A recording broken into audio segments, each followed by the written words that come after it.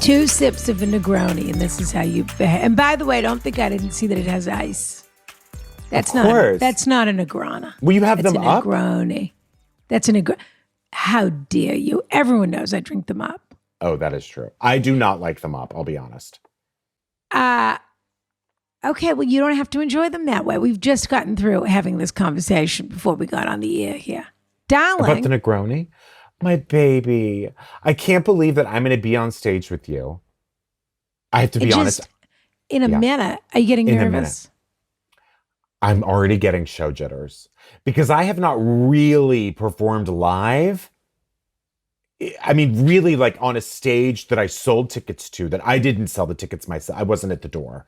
No. But you might be. If we're not sold out, we might put you at the door and offer people I'll to be sign a seat filler. You can do Howard Stern. You can sign people's boobs as they come through the sexy. door. Isn't that so cool?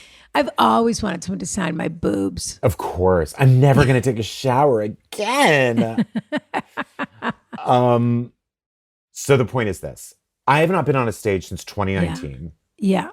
I am worried that I'm going to get out there and vomit, not out of nervousness, but out of excitement. Wait a minute. Is that true that you haven't been on a stage since 2019? I mean, I've done some stand-up and stuff since then, but like a stage, like a show. Okay, so you've been on a stage. I was worried. I mean, I'm expecting you to carry this show. No, but not, this is different. I haven't been on like I'm expecting you to carry this show, dear. Run it. When has that ever happened? Sweetheart, you're an actor. You are the heart, soul, bones. Those brittle bones are going to have to, for one night, do like the moms who lift the car off the child, Rhonda. You're going to have to gather all your strength. Honestly, that's how it's going to feel getting this together for me. That is absolutely, I'm hoping I get hit by a lightning bolt and stick my finger in a socket right before I go on stage. I'll tell you that much. Me too, honestly. We're going to have to wheel you out in a wheelbarrow, Rhonda. I don't even know. I mean, I've had to do extra calisthenics. I've had to do extra isometrics. You know what I did today was I've had to do plunge. jumping jacks. Yes. Cold plunge. Really? Did you do it in your own bathtub or somewhere else? No. Downstairs at the hotel I'm staying at, you can use the spa facilities for free and you get it all to yourself. It's beautiful. Oh, are you staying at one of my favorite hotels? Are you staying at L'Hotel? No, I'm staying at Chateau Voltaire, which is a fairly new one. I don't know it. It's only opened within like a year, but I read about it in Condé Nast Traveler, and then I read about it in Vogue, and I was like, I want to stay here. And it is, all I've done is take pictures of this place because when I really strike gold, it's exactly how I want to decorate my place. I want to steal everything. Really? It's so beautiful. I can tell from those incredible curtains behind you. Not these. They actually are beautiful, I'll be honest with you. I just have them set up strangely. But they're beautiful. I mean, the whole place is, but I gotta say, and it's only like 20 rooms. I love it. It's so nice. Well, it reminds me of L'Hotel, a hotel I have often stayed at in Paris. Okay. Which of course was part of Lorraine Margot's palace. And it was one of the towers of Lorraine Margot's palace, pardon me. And in the bottom, there is a sort of ancient hammam. So that's what this also reserve. Exactly. A Roman bath, if you will. And it's you can just sort of that. Skitter around naked like a princess and look all the way up. Yeah. Yeah, it's the exact same thing. It's so nice. And so at the end, I knew we were going to do a big block of recording today. So I did a big cold plunge and it felt great. I'm so glad you took a cold plunge. Me too, Rana. I feel so much better. But shall we get back to the business at hand, which is the two of the following things. Oh, my God. The reason you're getting a classic Cliffhangers today is because everyone has to do their traveling to get to the show on time, planes, trains, automobiles. That's correct. First of all. Second July of all, 14th, AskRonaLive.com. There are still some tickets left. Maybe. Every seat's a good seat. I don't know if they're right, to be honest, but there might not be. We don't know. Well, I think we held a few back to release, so I'm going to say yes, there are. Okay. But it's getting very limited. And also our guests, I don't know if we've announced our guests we yet. haven't. Are they confirmed? Recording this, they're 90% confirmed. Ooh, that's exciting. But we have some incredible guests and some real friends of the show who are going to be there. We do have some real cult favorites. Absolutely cannot wait to have all of these people on the show and be there in person with them too, which we haven't done in the longest time.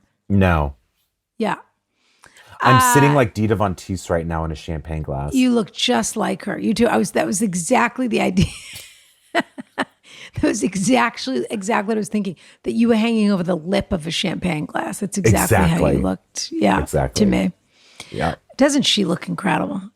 Always. Speaking of calisthenics and cold plunges and cold cream. I want to know what cold cream she's using. She's definitely only using cold cream. For her thighs, her face, the whole thing. Yeah. Incredible. Cellulite cream. Have you ever seen her in person?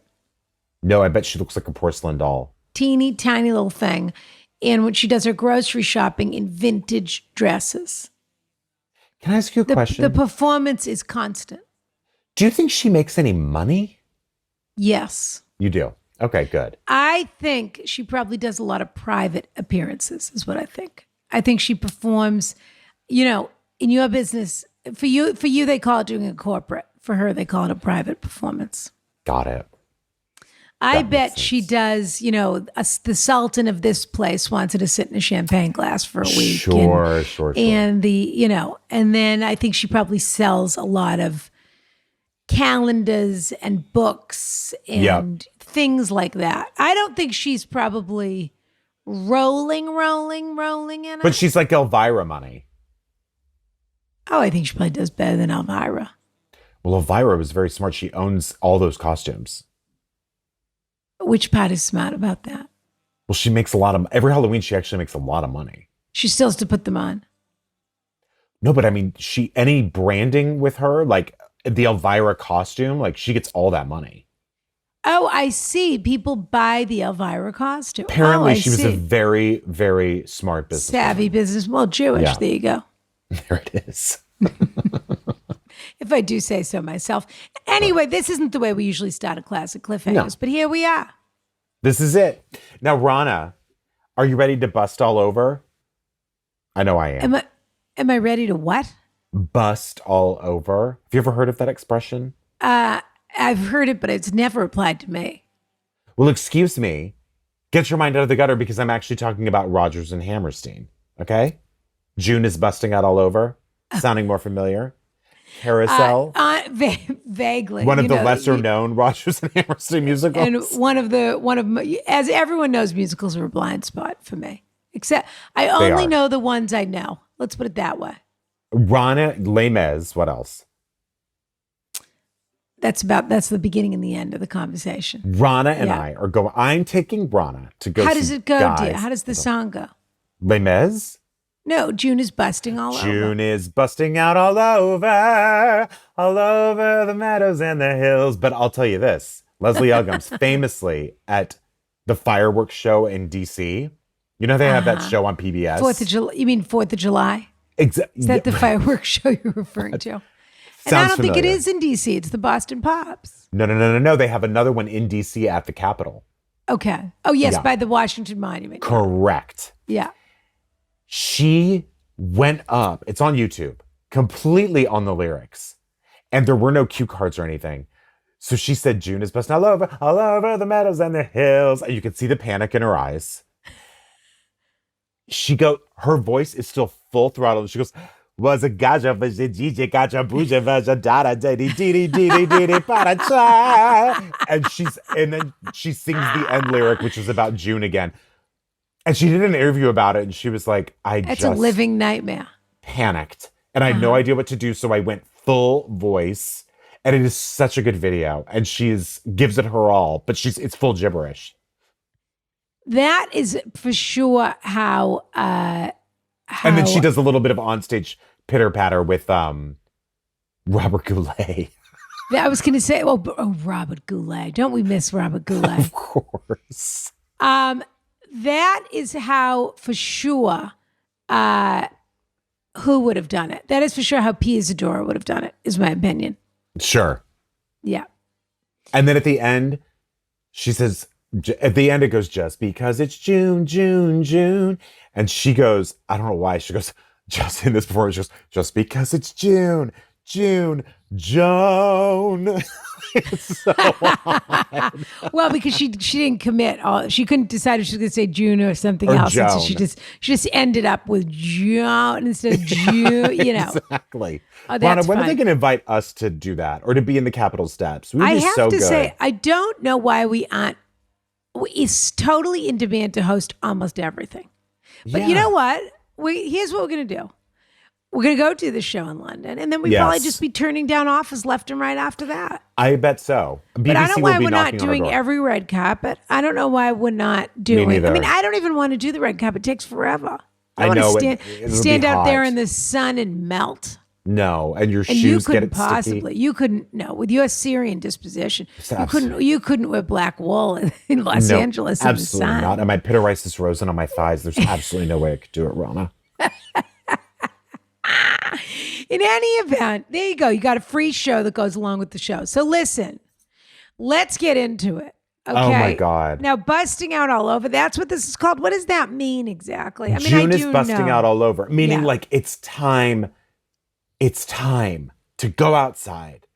School's out. Everyone is so excited. And, men are courting.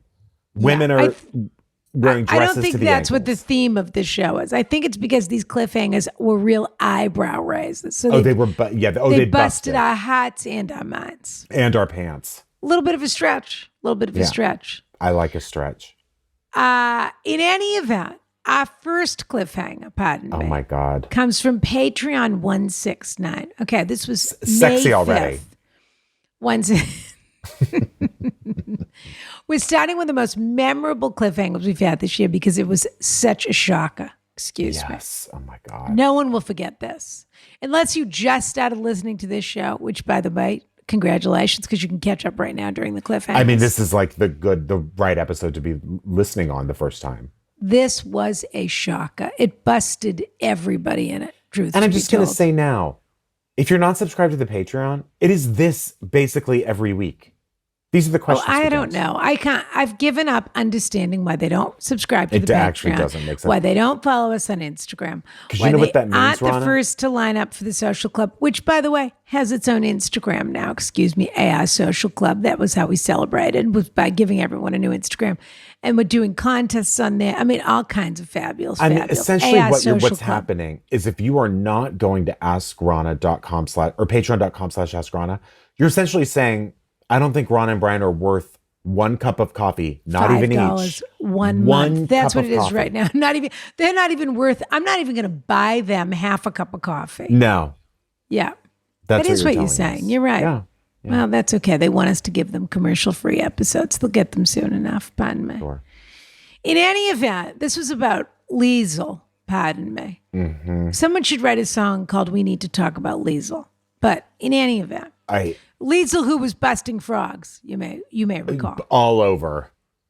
This is the story of Liesel, the exchange student, who was caught by a neighbor on their property, by their shared pond, you may remember, murdering, I'll just say it, frogs. Absolutely. And please, if you're a naturalist who's new to the show, a Western naturalist, please don't say, oh, but bullfrogs are an invasive species. Okay, we've already established it's not bullfrogs. We've covered it. People on the Patreon boards had a lot to say about this, and those boards are robust and fun. That's what people are really missing out on Patreon, by the way. The boards big are time. fun. Big time. We needed to talk about Liesel, and boy, did we. Okay, dear. Let's hear it. Dear Ron and Brian and guest Ivana, if applicable, I love you both. I love the podcast. I'm a Carriage House member and have been catching up on old episodes as well as relishing the new ones each week. Now, this is already my sort of person. Yeah, sure. Relish. Anytime someone uses relish and they're not talking about a hot dog, I'm a fan. Yep. I come to you to help me with the following strange but true issue facing our family. The whole family. Should we tell our neighbors that their German exchange student has been trespassing on our property and brutally killing frogs? What? I forgot about this. A bit of background. My husband and I live in a rural area outside of a well-known mountain town in a western state, Boulder. Sure. Obviously. Yeah. I mean, come on. In a western state. I suppose it could be Jackson. I was going to say maybe Jackson, but I think it's Boulder. Well, let's figure out the topography once, but I think it's Boulder. We have lived in our current home since 2016, and we love it because there is nature all around us. Our house sits on 5 acres, which is divided in half by a roughly 30-foot cliff. Wow. Wow. Also, divided in half. How did this person find our podcast? Our house is on the top half of the property, and on the bottom half of the property, we share a 5-acre seasonal pond with several neighbors. Okay, nice. So 5 acres at the top of a cliff, and then down below, there's another Down below 5 there's acres the pond. that's communal. Yeah. And the house looks out. So they have the 5 acres of land, and then the house is backed up on the cliff. I'd like to meet the Mormons that built that property. Lucky them stumbling upon that, huh? Our house is on the top half of the property, the bottom half of the property. We share a 5-acre seasonal pond with several neighbors. Our neighborhood is generally lovely, and we are friendly with most of the people on our street. In the fall of 2022, how is this street the same place that the pond is? But maybe someone else can draw me a diagram of this. Yeah. In the fall of 2020, I would think that people who were sharing the pond were on a different street because our house is above the street. But I suppose they could all be down on the pond street, and then our people could have a winding driveway up to their 5 acres. It already sounds like North by Northwest. For sure. Mm-hmm. In the fall of 2022, a new family moved in at the end of the street, and we were excited to find out that we had some mutual acquaintances, and one of their children was close in age to our 3-year-old daughter. After some failed attempts to get together, they invited us over for a rib cook-off over this past weekend. Our daughter wasn't feeling well, so my husband ended up skipping the party, and I went alone to be neighborly and to bring the pasta salad I had made. This is fun. It is fun. The neighbors hosting the party introduced me to their children, in-laws, other neighbors, and friends who were there. The wife, let's call her Roberta, also introduced me to their German exchange student. Let's call her Liesel. Liesel. Not to be gendered, I forgot that the frog smasher was a woman. Doesn't matter. Well, you are being gendered, so I know. want to You're right. point that You're out right. for everyone in the carriage house. And I want You're right. you to go say 4 Hail Marys after this. My apologies to all of the women listening because I didn't think you were frog smashers. I think she spelled Liesel wrong. I think it's spelled the other I-E, not E. I think it's I-E, yeah. But I like saying it either way. Yeah, Liesel me has too. a memorable appearance. She is 5'11", very broad-shouldered, with white/blonde haircut and an angular bob. We exchanged. That's like you. Just like me, 5'11". I didn't know Michelle Collins was 6'1". Yeah. Wow. Yeah. Lucky her. Tall lady. We exchanged hellos. I stayed at the party chatting with the neighbors and eating ribs for about an hour and went home. Yum. Yeah. I haven't been invited to a rib off. Remember you used to say you were sending me something and I kept asking if it was ribs for about a year and it never was. Yeah, you wanted me to send you Texas barbecue, but then you kept saying, no, don't send me it. Don't send me it. So I didn't know what to do. Would you like it? I can't send it to you in Prague. It's too late now. Fuck. The next day, we got word from another neighbor that our local irrigation district was going to start filling our pond for the season. Oh, okay. Interesting. My husband went out to the edge of our cliff to see if he could see the water starting to come in. That's when something on our property caught his eye. A person, female, tall, broad-shouldered, with white blonde hair. She was a bit far away, so he couldn't make out exactly what was happening, but he said that this person was behaving erratically. She was maybe barefoot. Because a high school student, for some reason, was stuck in no man's land with absolutely no fun except for a pond. Why? How did she end up there? Well, this is the story of exchange students. I mean, you have to find someone to take you. That's true. And it's a big country, America. It is. But also, let's not fall too firmly on her side just yet. Let's Absolutely find out what happened not. to the frogs, okay? Absolutely. You're right. I did that. She may have chosen this location strictly for the I am strictly not on for her the side. frogs. She may have chosen it for the frogs. Yes. You're right. She was barefoot, underdressed for the weather, stumbling and occasionally laying on the ground. He also observed her picking up several rocks and smashing them back down. I'm going to be sick. He called me out to see, but by the time I got to the cliff, she had rounded a corner and was no longer visible. Based on his description, I immediately suspected that this was Liesel, the exchange student, but couldn't be 100% sure. We figured maybe she was just experimenting with alcohol or recreational drugs, and because she didn't seem to be in any immediate danger, we decided to do nothing. We were unruly teenagers once, too, after all. This could be a tall orphan situation or an orphan situation, but this one would be called tall orphan. This would be, yes, yeah. She might be 60. Orphan giant or something like that. Exactly. Later that day, my husband took our toddler on one of their nature walks down by the pond. Isn't this an idyllic little life they're all leading? Wonderful. It is, except it's turning into we need to talk about Liesel. Well, this is where these things happen. Only But you're right. out in the middle of nowhere. You're right. He grew up on a lake in central Massachusetts and tries often to recreate some of that same magic for our daughter. Rana. While they were down there, well, I'm not a lake person. I'm a coastal person. You need the saline, yeah. Yeah. Well, my hand needs it. I need beach. Bumble and Bumble does beach spray. I just step outside. Yeah. While they were down there, he decided to look in the area where the person he saw had been throwing rocks against the ground. To his and my toddler's horror, underneath the rocks were frogs, some gravely injured and some recently dead. This is horrifying. This is absolutely awful. It was clear that the person my husband saw had been intentionally killing these frogs.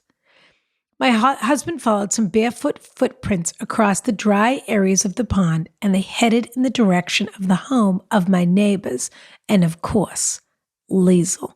Can we just stop for 1 second and praise this husband and his skill set? Honestly, I am impressed, but what I would be worried about on this path, all I can think is a camera from Liesel's point of view walking up behind him with a rock. Do you know what I mean? Well, that's sure, but that's Act 3. But yeah, you're right. But yes, no, he's on the scent. He's taking his toddler for nature walks. He recognizes he's a tracker. He can recognize footprints and take them. And he's also a man that can and follow them. And he's also a man that can, in some form or another, whether he's sharing this house with his wife or however the finances break out, they have a 5-acre home on a cliff together. Always stay with this man in case of the apocalypse. He will do you right. He's got it. Yeah, he's got it in hand.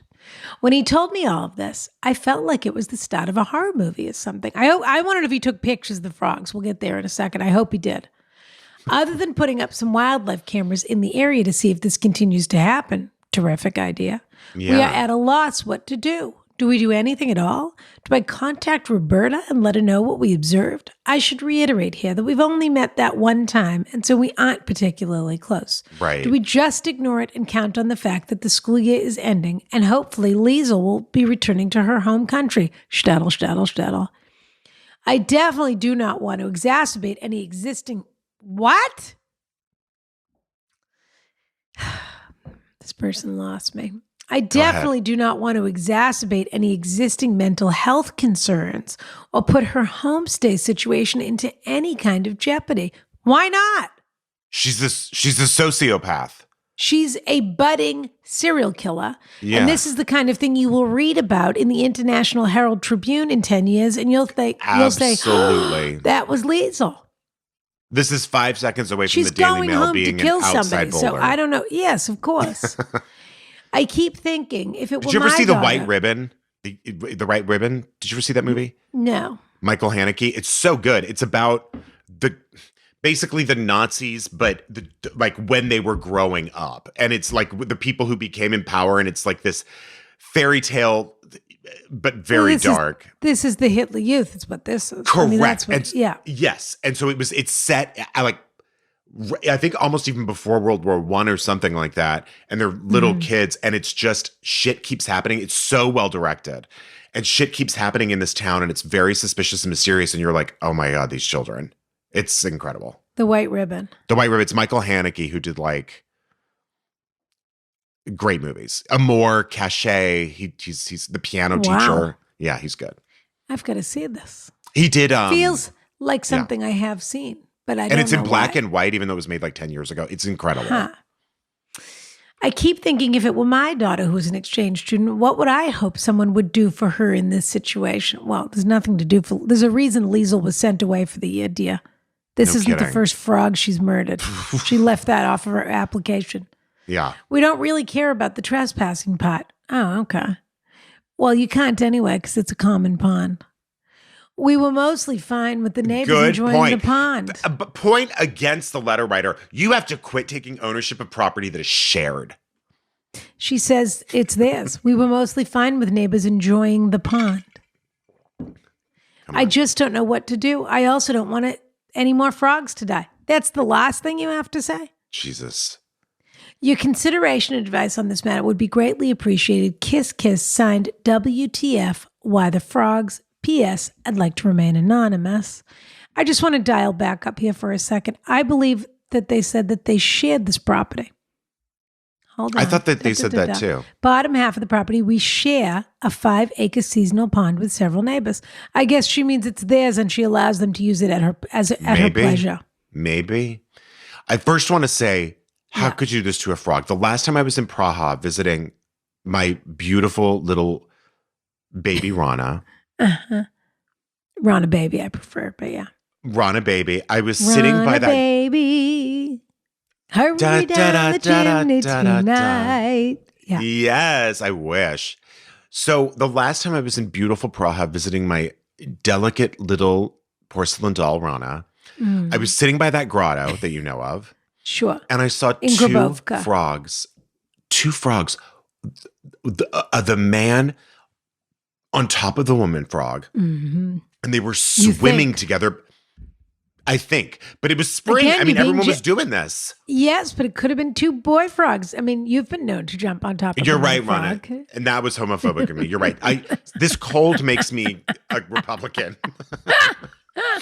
So you saw two frogs doing and it. it was Well, you know, I mean, saw a bat orgy at the zoo last week. Did I tell you that? I mean, spring has sprung, but no, you didn't. And I'm going to First, be I sick. saw two of these fruit I'm going to be bats sick. having sex together. And then I looked up the gestation period, and after 164 days, I have to go back to the zoo and see if they have a bat puppy, whatever they call that, a bat baby. Right. But then I was in there last week, and there were 4 fruit bats all together, all Just going this at it. way, that way, making letter L's, all kinds of things together. Today, at the Were they zoo, doing oral? I saw 2 honey badgers 69ing at the zoo today. And you know, when you think about it, I mean, these they're animals stuck are in jail. ready for It's it. spring. What are they supposed to do? Yeah, what else are you going to do? I have one critique true. of the Prague Zoo, and then we're going to get back to the frogs because it's an incredible zoo. But I find that they are very unfeeling in how they house their birds. They have some incredible large birds. That's too bad. And they have very low ceilings and small enclosures. And I can't really understand where the mentality, first of all, I think caging a bird is horrible anyway, but It is. where the mentality comes from. There was a bald eagle today that I saw. I hadn't seen him before. Beautiful. And he just had he looked like that cartoon of the bald eagle. What was his name? Oh, not Sam the Eagle. I don't know. Yeah, Sam the Eagle. Yeah. He looked like Sam the Eagle, and he had nowhere to fly. I mean, he had no Terrible. space to fly, and it was awful because they have space. There's know I don't understand why can't they? Why can't I guess they can't make the enclosure too tall because then no one would see them. The birds will just hang out up there. It also But seems to it was me like awful. if you just fed the birds, you could just let them go and they'd come back every day. Well, I think it's a little more complicated than that, but there are a few spots I don't run there where you can nature. walk in with the parakeets. You don't run nature. Okay, let's get back to Liesl's, to the many questions of Liesl. Okay, yes. Jesus. Rana, I mean, I It's sort all of very funny clear enough. to me. Okay, good. Then you say something. What were you going to say? Well, I sort of understand. At first, I absolutely did not understand the letter writer's hesitation because it just seems so obvious, like you've got to say something. And then she was saying, I don't really know this person. And also, Liesl might be truly evil. Like, I don't know if you want to tell on her, I don't know. But this is just really disturbing behavior. It's clear for you. What do you think? You think you should say something? Well, I mean, she probably should. Yeah. I just think it's very tricky because they have kids the same age. They've been trying to get their kids together for quite some time. They live in the middle of nowhere. So the fact that there's 2 3-year-olds on this street is enticing to this mother, because this is what they've been trying to do, is get these kids together. Do you think Roberta secretly knows that Lisa, there's something wrong with her? Absolutely no question she knows. They're just waiting for her to go. I don't think she thinks it's this, but I think probably everybody just thinks Liesl is strange, a little strange. Now, and they're probably chalking it off. They're like, she's a German, so. The fact that and that she sort of says, "Oh, I'm going for a hike," and she's going with no pants on or whatever, and they think those Germans, Right. And so they probably think her behavior is wacky, but they're not seeing too much evidence of anything else other than it being a wacky exchange student story. Who among us has not had a wacky exchange student? Right, yes. But I think you have to ask the mother of the family to have a cup of coffee with you. And you have to talk to her in person. Great idea. You have to say to her, "I have the strangest thing to tell you. I can't even believe that this is a thing I have to tell a person. And I feel horrible even having to share this information with you. Mm-hmm. The only reason that I'm sharing it is because it's the sort of behavior that often is linked with much worse behavior later in life. It can be a starting point of something terrible, yeah. And even more terrible. And look, she's not Liesl's mother. She can send Liesl home and never think about it again if she wants to. She's not insulting her daughter. Exactly. You know what? That does ease the blow. That's right. But she has to say, "I'm going to tell you the story. You're going to think it's totally insane, but you just have to imagine for a moment how we felt when we discovered this." And I will also say, and this may sound silly, but we were so excited when you guys moved in. I'm so hoping that the girls, or whatever it is, are going to be able to play together and be friends. And I don't want to be weird. I'm not trying to force anything. I'm just saying that only adds to my hesitation to say something to you. But I feel that I must, because it's just the kind of bit. And this woman is going to say, "Oh my God, tell me, what could this be?" Just out of pure curiosity. And then I think you have to tell her the story. And you have to say, if it was just the one thing, where she was acting wacko, I sort of thought, no big deal. But then my husband was down by the pond the next day, and they found in that exact spot, these injured animals and carcasses and whatever. Yeah. And I know it's tempting to say it's just a frog, but on the other hand, have you ever killed a frog? Never. Do you know anyone that has? And I just think you need to say to her, "I'm really sorry to burden you with this information, but it just leaves him partly alive." I mean, the whole thing is awful. It just feels like a question of humanity, and it's probably something that, and look, you can do whatever you want, but it's probably something that should be reported to the program. You don't talk to Liesl about it. You report it to the program. Oh my God, no. Yeah, even Roberta should not talk to Liesl about it. No, well, of course not. Not while they're in the same home. And you also say, "Look, I don't know if she's dangerous. I also am worried, I certainly hope not. And she seemed perfectly lovely when I met her at the party. But I'm just telling you what we witnessed. And I know this sounds totally crazy, but imagine I couldn't live with myself if this escalated and I let this person live in your house." Yeah. Because I also think that's a concern. It is a burden. You now have a burden. I'm not saying she's a child murderer, but a frog is a vulnerable creature. What else is a small vulnerable creature? And it's a cute creature. It's not like it's a roach, Yeah. So, I mean, I don't want to, I'm not trying to make that leap. That's a horrible, No, right. I We're really not doctors, but we have to knock on absolutely everything, pat, and Kanehara and everything else. But there is an association just generally. This is how Jeffrey Dahmer started. Of course, it always starts, many times it starts with hurting animals and brutalizing them. That's a common thing. That's why on that first Making a Murderer, I turned it off because I was like, this guy did it. He threw a cat in a fire? Sorry, he did it. Who would throw a cat in a fire? That's what I mean. And they just tossed it off like that was sort of the only bad thing he ever did. And it's like, well, that's a big one. Well, the only other reason people do things like this is because they're high. True. But the other thing is that there's a lot of people that get high in this world that don't throw cats into fires. True. And Lisa might be bored out of her mind because it sounds like I wouldn't want to be there if I were a teenager.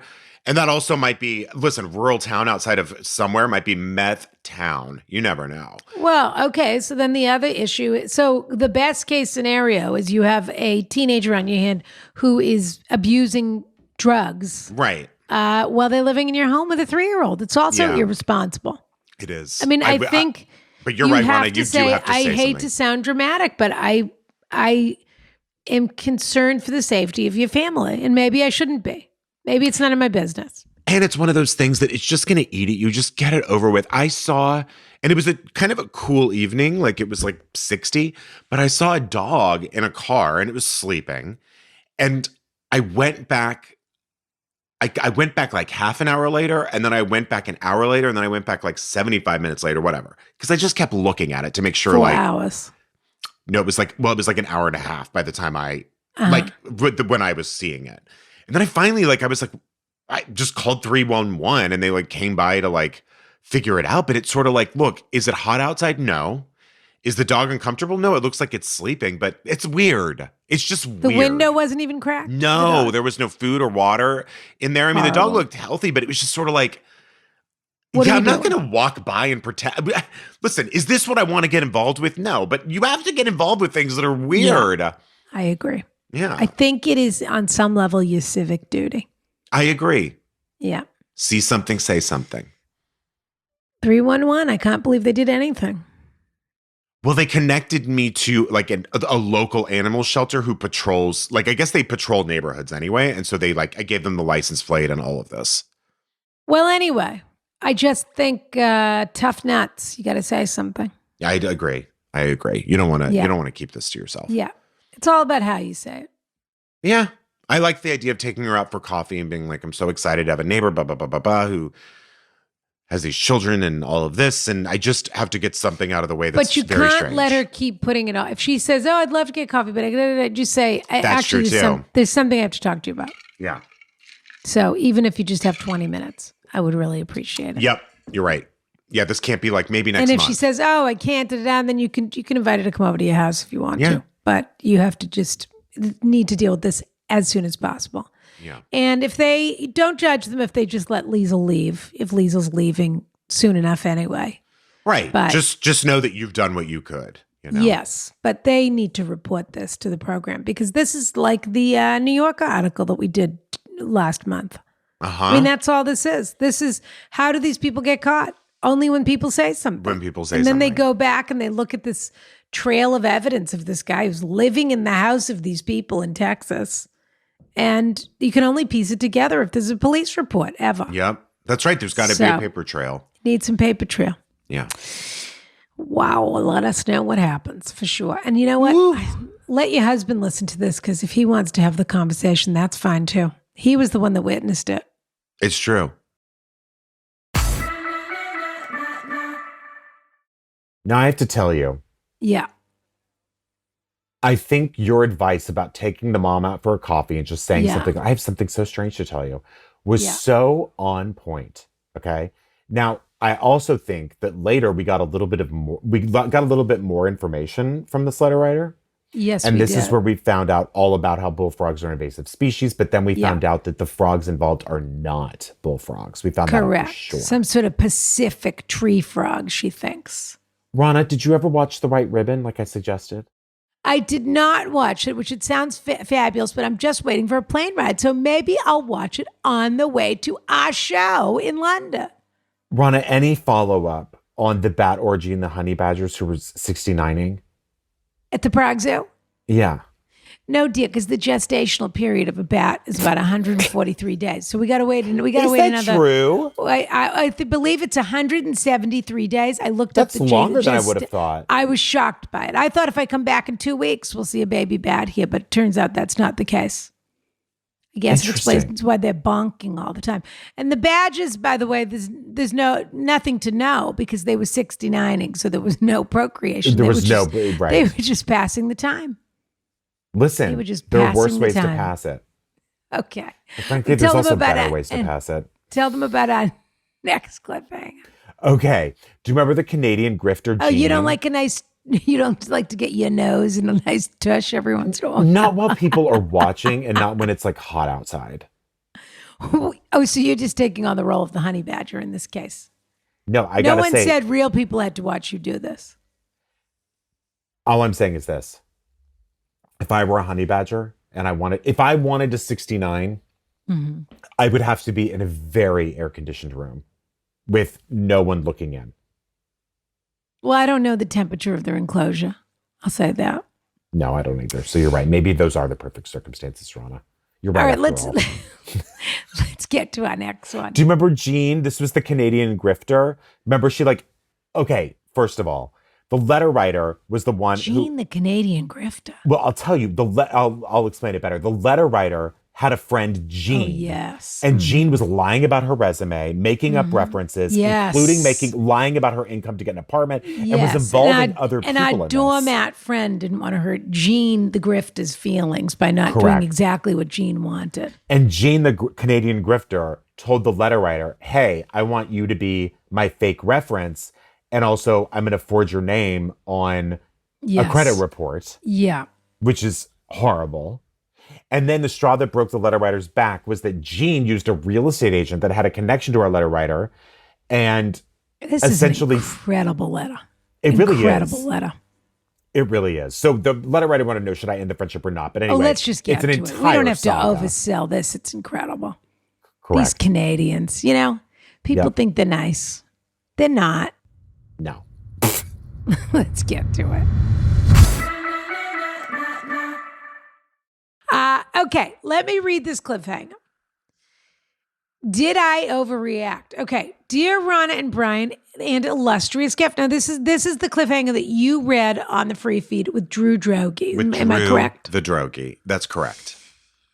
Dear Rana and Brian, an illustrious guest, proud Chip here since the very beginning. Thank you for being such a constant source of joy, laughter, and thoughtful advice, especially over such a weird time. It means more than you know. I found myself tormented with the situation, and I think getting your perspective would be a big help, or just add to the torment. Let's see.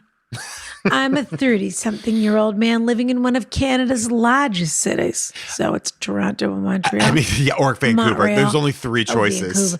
I never know. Is Vancouver Canada? I mean, I never know. It's so far away from it. Sorry, Rana. At least I'm not in my late 20s, right? In 2011, when I moved here, I met a friend. Let's call her Jean. At the time, Jean was an exciting and fun addition to my life. She was energetic, rebellious, and loved to party. Being in my early 20s, I found it exciting to try and keep up with her and have tons of great memories partying with her and friends. 2 years later, after a personal issue, she moved away and we lost touch. Okay, that's Jean. In 2019, I got a call from her. Now, we don't know how long ago that was. So yeah. A friend of ours from those early days had passed away in a tragic accident. Horrible. I offered her a room when she came to the city for the funeral. We quickly reconnected, and soon after that, she moved back to the city into a condo just 1 block away from me. Then the plague hit, and as neighbors, we spent a lot of time together taking our stupid little mental health walks, having meals together, and having dinner or parties on the weekends. I have to tell you, I'm not interested in people looking back on COVID and laughing and saying, oh, can you believe we did all of that? Mm. You know what? Thank goodness people did what they did, and they should have done even more. Should have done more, yeah. And we are all acting like 1 million people didn't drop dead from this thing. We're acting like, oh, wasn't that silly? Well, congratulations that you're even able to say wasn't that silly. I just You're want to right. say A million that. I think that there's a Americans. little I mean, bit of- people in this country died. A million people.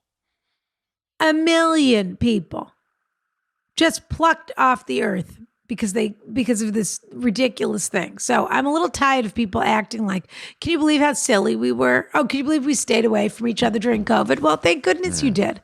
Because believe it or not, lives were saved. And was it done perfectly? No. But it was new. But I mean, you tell me how we should have done it correct. better. And yes, and you should have been the czar, the COVID czar. You're so brilliant.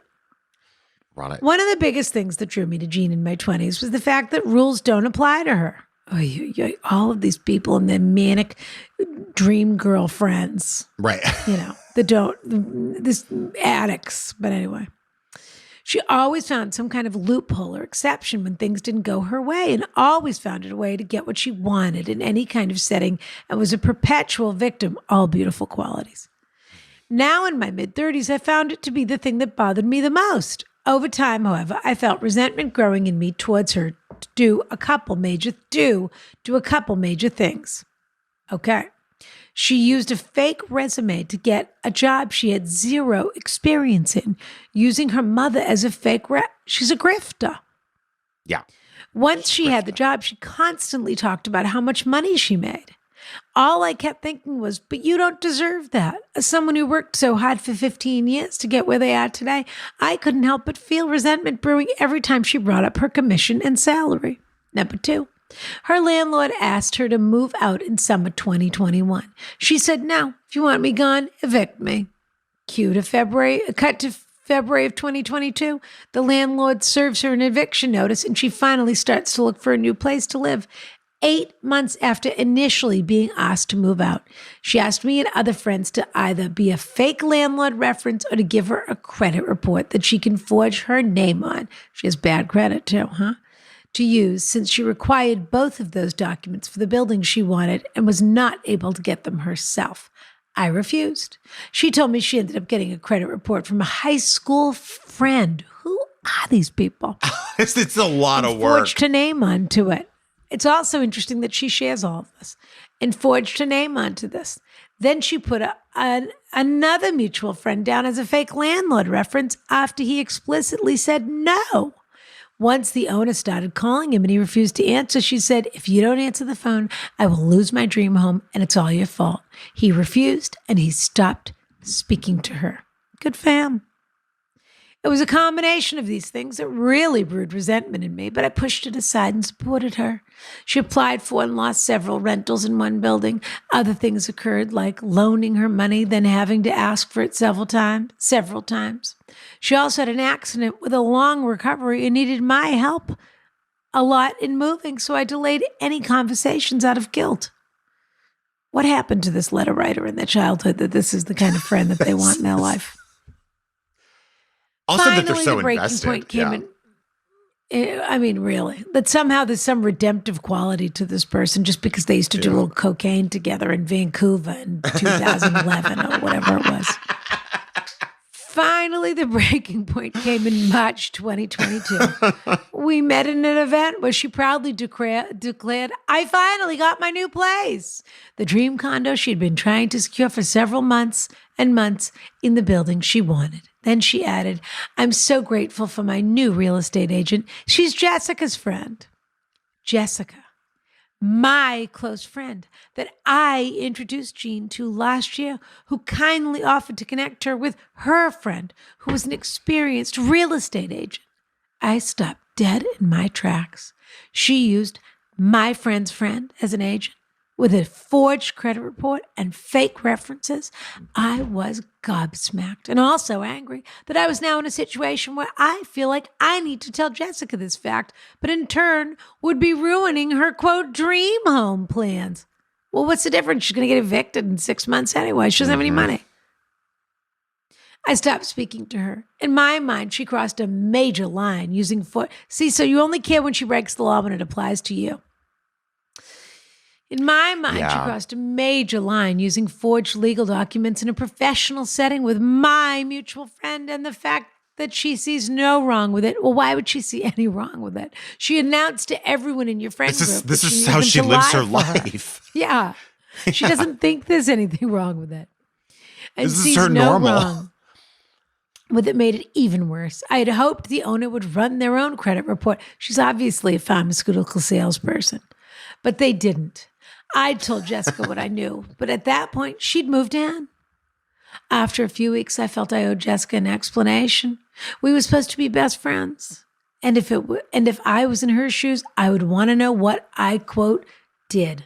So I wrote her a long email basically outlining that she crossed a major ethical line that I can't see past.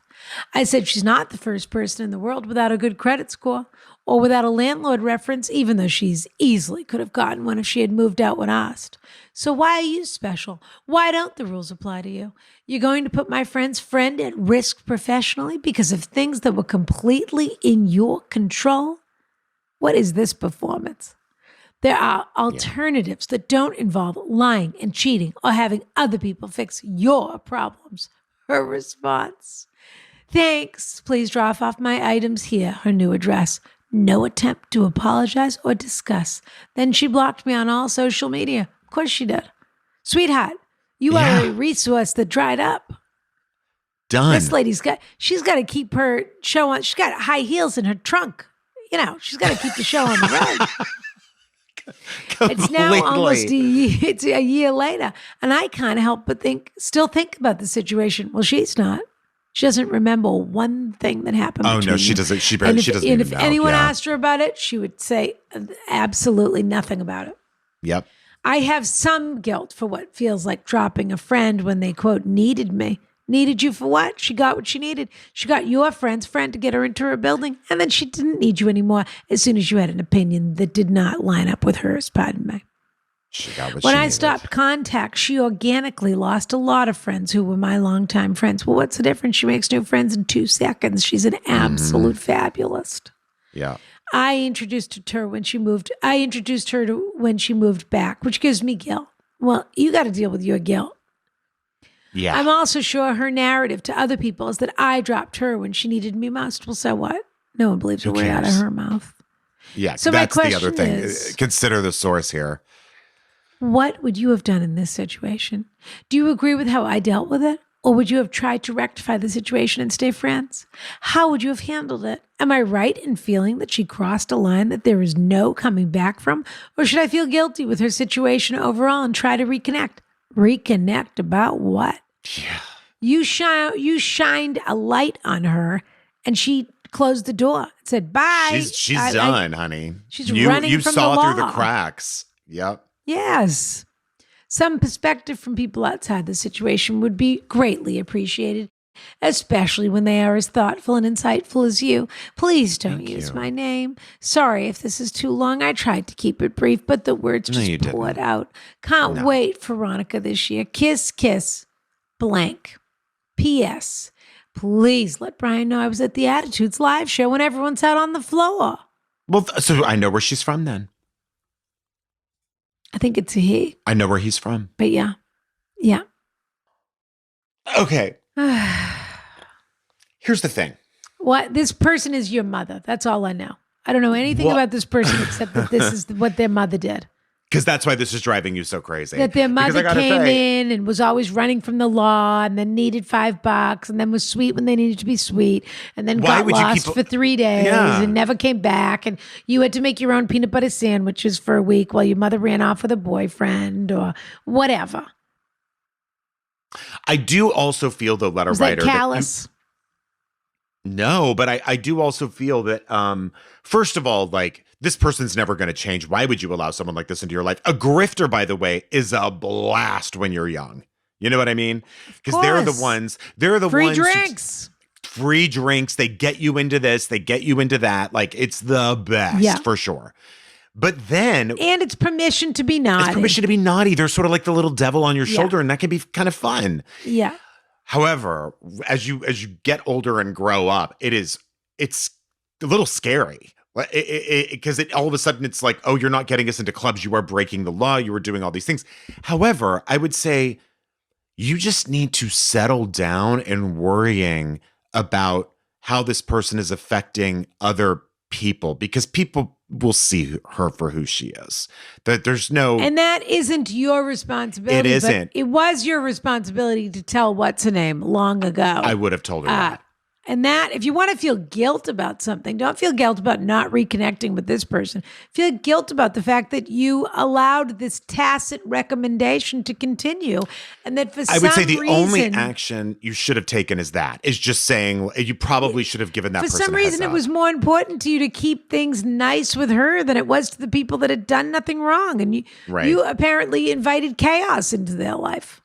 I will say you are indignant about the wrong things. Yeah. You seem a little bit horrified and pearl clutching about stuff that she's done that really has nothing to do with you.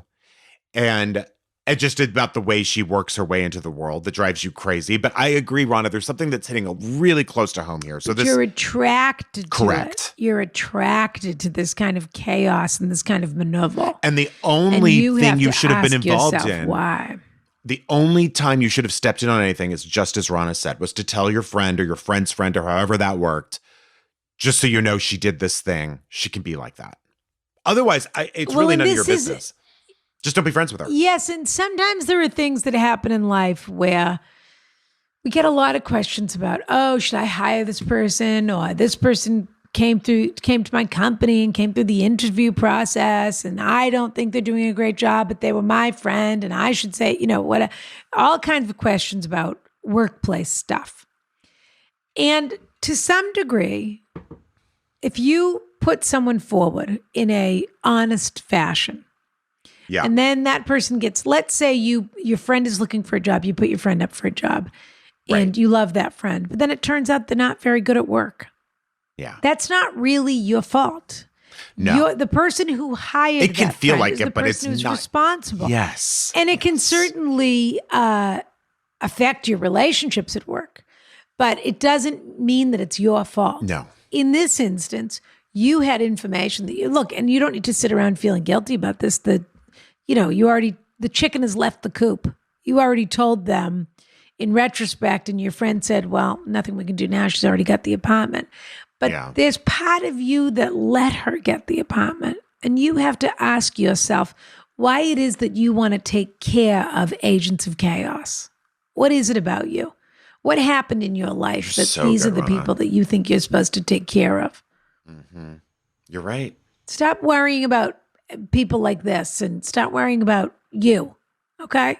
Exactly. That's what I mean.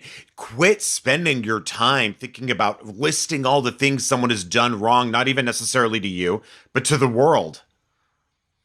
I think you're litigating old business, and I don't think this business is with her. And so I don't know if it's your mother or your father or your cousin or your sister or who it is. But this is a dynamic you're familiar with.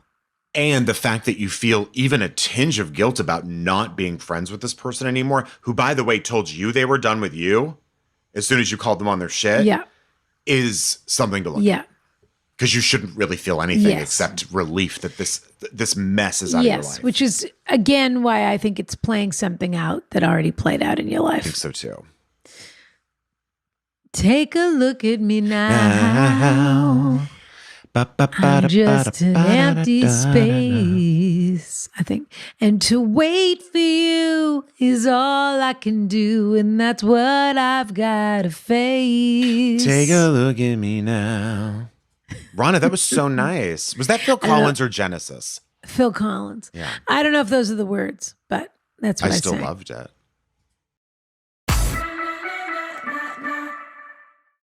I do want a special shout out to, we might as well say, what is your feeling on Canada and Canadians? I think I just said it. I mean, you know.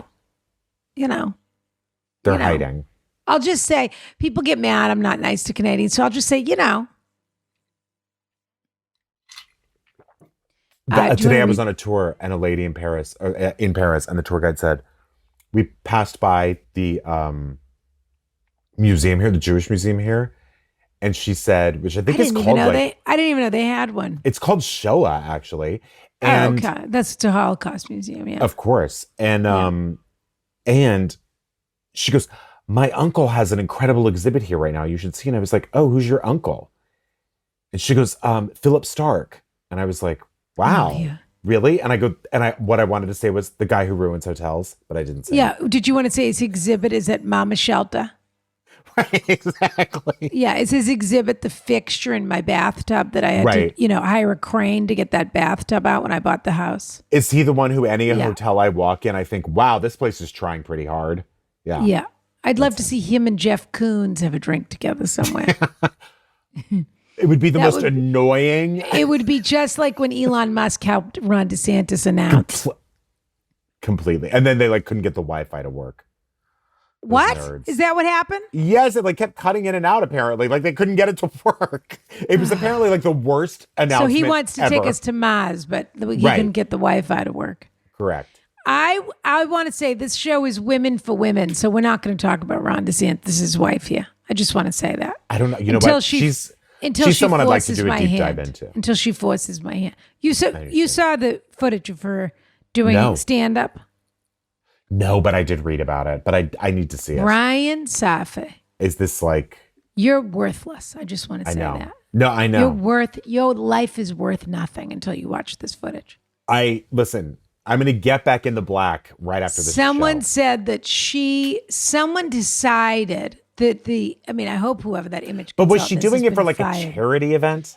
It doesn't matter. They filmed it and they Okay. put it on Twitter. It was the kind of thing, yes, it was supposed to be one of those low key events where, it's just a bunch of donors and Ron. Remember and, Kelly and Conway did something like that. Yeah. And he stood off to the side while she did her 7 minutes of, La Familia DeSantis or whatever Right. her reality show is going to be called, the DeSantis life, where she talks about course. how funny it is that she hates her children and that she Exactly. but she's sort of she's just trying to seem relatable, and she seems like the coldest, most calculating. Her real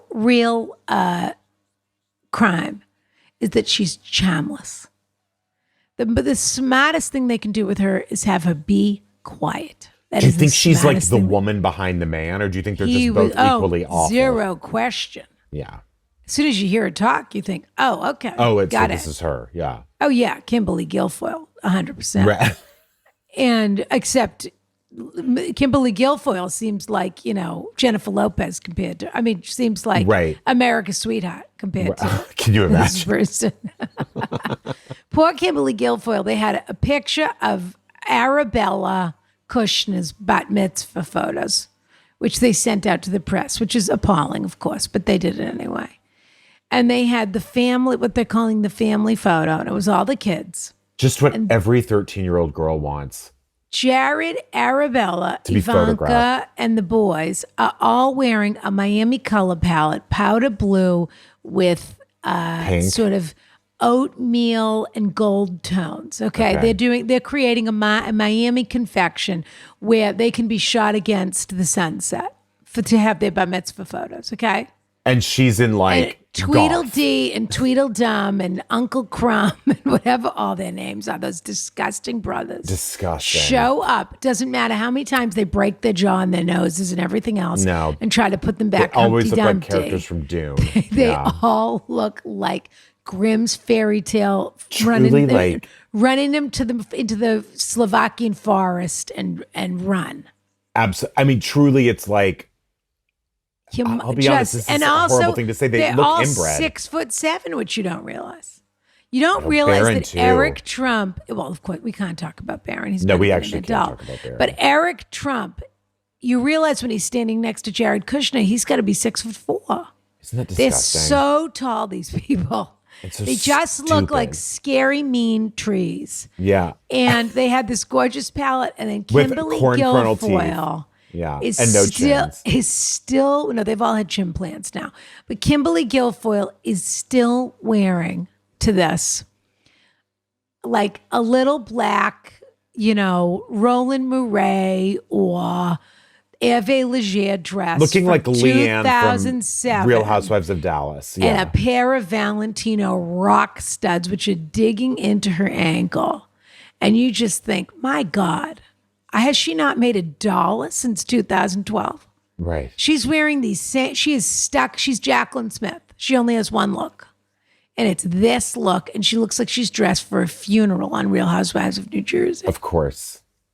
She really Dawn is the oddest sense of style. facing flat to the camera.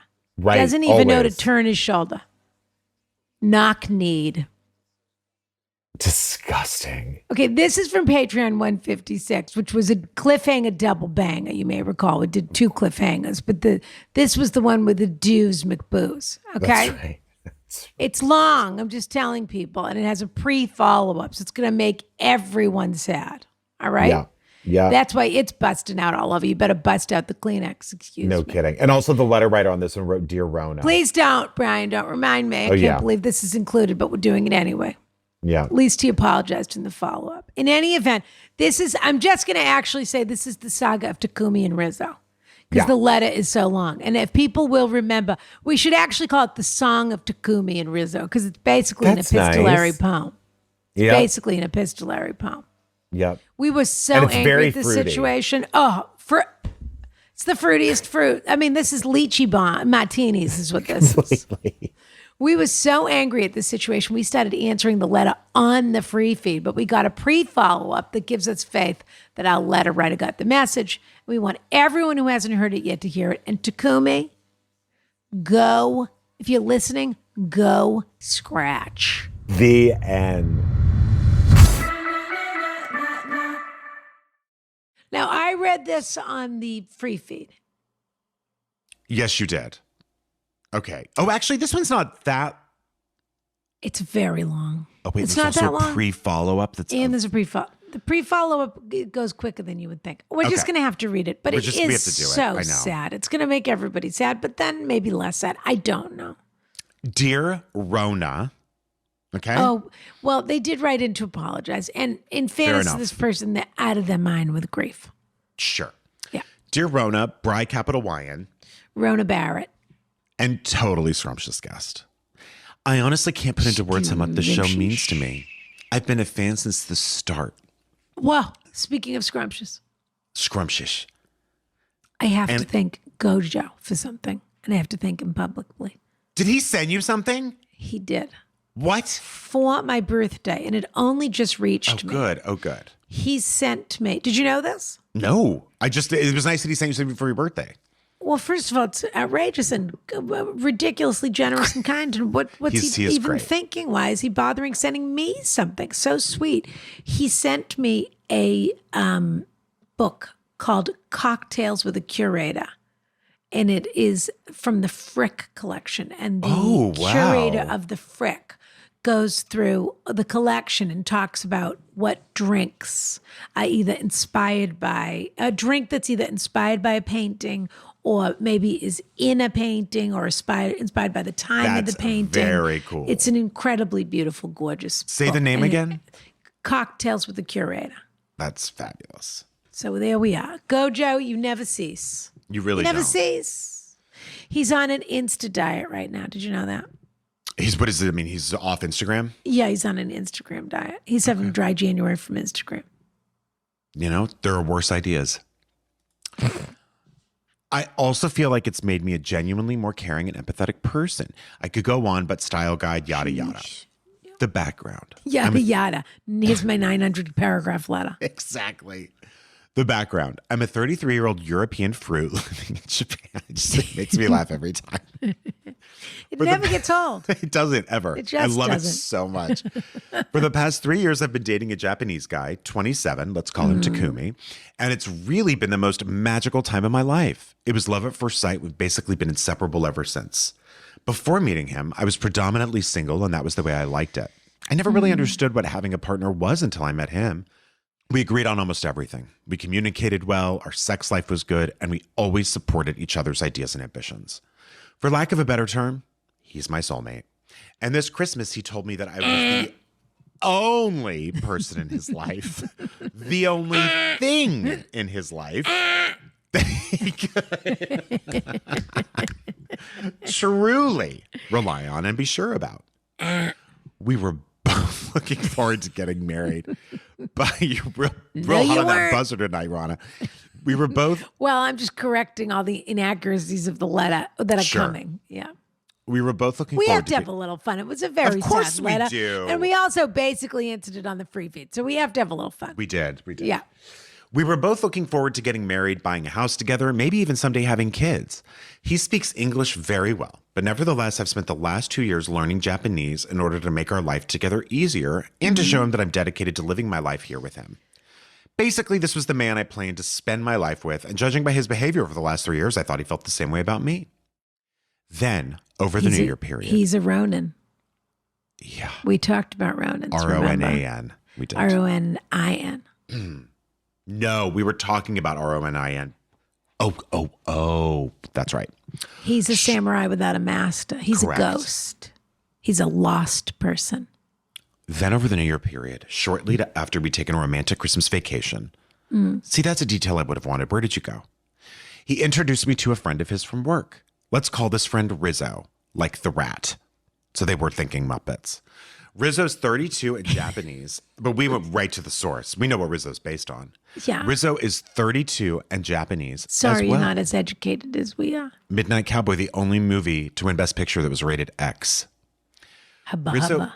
Do you see Dustin Hoffman's junk in that movie? I think you might see John Voight's. Why is it X?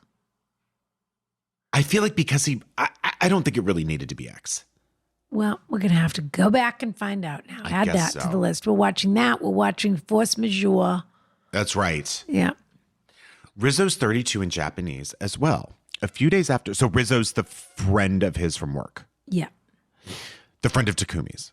Sure. A few days after introducing me to this friend, Takumi told me that he and Rizzo weren't just friends, but in fact, lovers.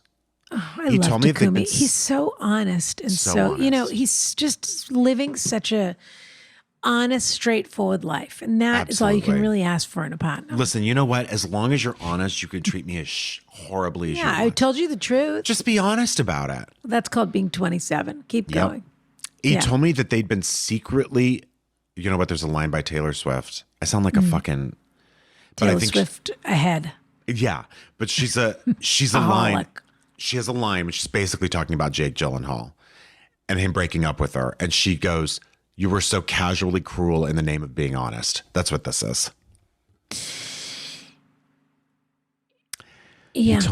He told me they'd been secretly dating for There's about a story about Jake Gyllenhaal. I can't remember how it works, but I think Amy Schumer was staying at his apartment and ate his. He's not married though, so I can't remember how it works. But let's put it this way: girlfriend something, like if he or- had a frozen wedding cake, a slice of wedding cake in his. Maybe it was his girlfriend's birthday cake or something. Okay, And so she was good for her. like, you know, Airbnb-ing the place or whatever they call that when it's celebrities. Right. Before she was married. She ate the cake. Good for her. She thought it was so funny to eat their little dream. Keep Wow. going. Okay. Takumi told me that he and Rizzo weren't just friends, but in fact lovers. He told me they've been secretly dating for 2 months now, and that he was now in love with Rizzo, and that he didn't want to be in a relationship with me anymore. God, I hate these And honestly, I'm not kidding. I bet he said it in one sentence, just like that. Yeah, and then he probably went to walk the dog. Yep. As far as I knew, up until that night, everything was going great. Then suddenly, bang! I feel like I'd been shot in the head.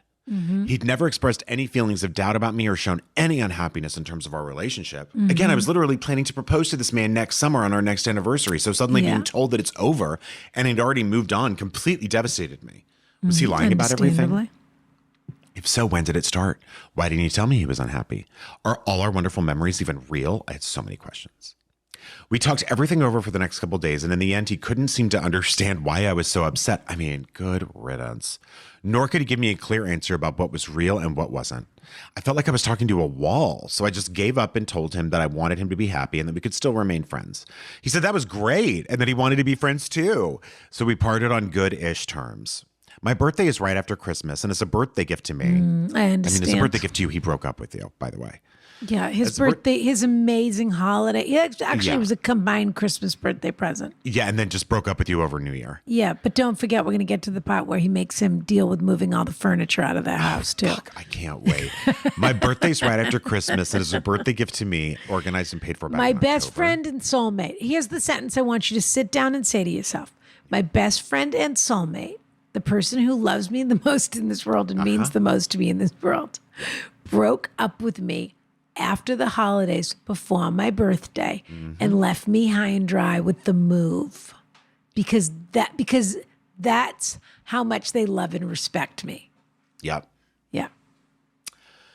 My birthday's right after Christmas, and as a birthday gift to me. I wouldn't voice that upon an assistant. I was paying $500 an hour. No. I mean, I wouldn't pay them $500 an hour. You know, 50, Right. whatever. Yeah. It's a big move. Yeah. Yeah. Organized and paid for back in October, Takumi and I planned to go to a drag show in Tokyo. We're both huge Drag Race fans, and we decided to go as friends. See, this is as a sort of final farewell because we both decided we needed a carefree night of fun with fabulous laughter. What's that conversation? You know what we both need is like a it. carefree night of fun. Together after being stunned and heartbroken. Those But things this is don't what exist people together. do. It's a little bit But like it's so it's it's makeup terrible. sex when you think, I don't even really understand. No, I understand makeup sex, but I don't understand having sex with someone after you've broken up. I've never. No, for me, it doesn't really make a lot of sense. It's just more torture, really, is what it is. Yeah. Yeah. On the morning of the drag show, however, I got a text from Takumi which said, "Sorry, but Rizzo doesn't want me to go there alone, so he's coming with me. No, Rizzo. He'll wait outside and collect me afterward." Rizzo has a moral code now. Yeah. Possessive. And that's exactly what Rizzo did. He showed up and waited around the whole night and kept calling Takumi in the middle of the drag show. I was furious because it was my birthday celebration and I just wanted one last night of carefree fun with my best friend. But again, neither of them could seem to understand why I was so upset. After that night, Takumi said we would always be friends and he would always be there for me. I said I appreciated it because the next 6 months are going to be hard. Well, he's been so truthful so that we had to believe that. You're right, so far. Yeah. I have to move to a new city, find a new house, study for Japanese exams, and find a new job. I told him that the thought of doing all of that alone was overwhelming, and he seemed to understand and said he'd always be there to support me if I needed anything. Then, while I was rolling around in bed the following night at 2 a.m., he suddenly called me and told me that none of that was true. That he couldn't be there for me, that he wouldn't help me, and that we couldn't be friends. I said I didn't understand, and he hung up, and I haven't heard from him since. Number one, Takumi was my world. Without him, I'm totally lost. I honestly can't see a future without him. I don't recognize the person I was before I met him, and I don't know who I'll be in the future without him. I just know that I won't be as happy. The past 3 years were truly the best of my life. Oh, you're going to be so much happier. Oh my God, seriously. It's going to take some time, but It'll boy, take you're gonna time be for happy. sure. Yeah. How do I move on and find a purpose again? How do I deal with the crushing thought that the past 3 years might have all been a lie? I find myself reminiscing about Christmas dinners, birthdays, anniversaries, meeting each other's families, and so on, and wondering if he Understandable. felt anything at all. If all the smiles, hugs, and kisses and quiet moments together were all just an act, am I crazy for feeling like this? Or is this a normal reaction to a breakup? It's normal. Number two, Takumi and I made a lot of plans together, plans that are already in progress and are difficult, in some cases impossible to change.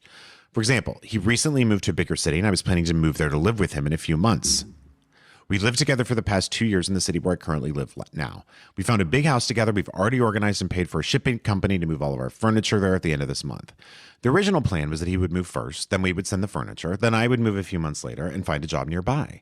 Now that's all gone and I don't have anywhere to live and my furniture will be in his house. I still plan on moving to the same city as him because there are better job prospects there. But how should I deal with resolving and dissolving our plans amicably when he won't even talk to me? Number three, Rizzo's a closeted fruit with a girlfriend. How is that number 3? Jesus. He's also intensely jealous, That's the emotionally part where I become manipulative. furious. That should have been number 1. Right. Yeah. And he's a liar. Whenever I try to talk to him about his behavior or his girlfriend, why are you talking to him? Or why he won't let Takumi and I be alone together, he starts crying. No tears, just the sound of sobs. By the way, that's a Dateline episode. Those two. Totally. Watch out for Rizzo and Takumi because the local 100%. authorities are going to be involved in that. Yep. And there's going to be a kimono involved, and there's going to be a Yep. bird on his shoulder. Sure. And there's going to be, and the police are going to be Now you're called. describing me. Yeah. And no, but it's going to be, they're going to have a domestic situation. Oh, for sure. Yeah. The bird's firmly on that shoulder. Yeah. He constantly finds a way to shift blame for everything onto other people. He blamed his decision to crash the drag on me, saying that I was mentally unstable and I might hurt Takumi. Why are you talking to this person? Anybody who knows me knows that's impossible. Takumi's my best friend, and even when he's not with me, I don't want to see him fall into a toxic relationship with a manipulative person like Rizzo.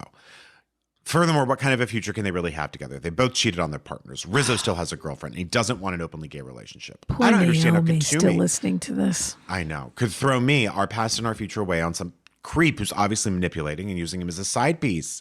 I know it's his life and his choice to make, but I can't help worrying about him. Do I wash my hands of Takumi?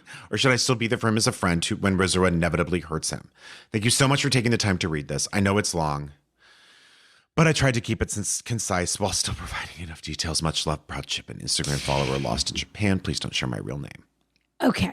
Here's the situation. There's a pre-follow-up. We're going to get straight to the pre-follow-up because thank goodness he's done some of the work for us. Thank God. Because as you will recall on the free feed, we really basically already answered our feelings about this and reiterated them just now. Yes. But what we needed was some missing information, which we have now. The only little piece we're going to have to address is the part where he says, did any of it ever mean anything? That's the part people that we have to talk about because that's just a thing that people have to understand.